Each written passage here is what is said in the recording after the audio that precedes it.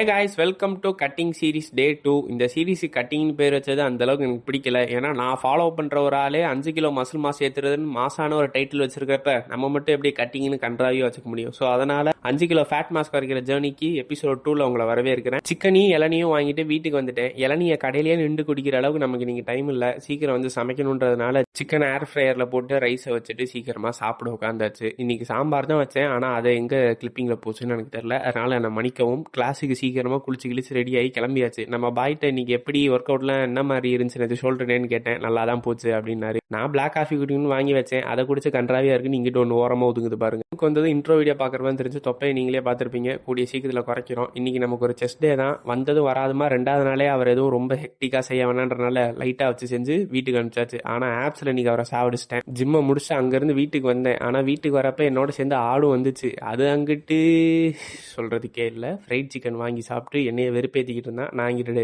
என் diet சிக்கனை சாப்பிட்டுக்கிட்டு இருந்தேன். அதோட ஃபிஷ் ஆயில போட்டு நாளை முடிச்சுக்கிறேன். Bye guys.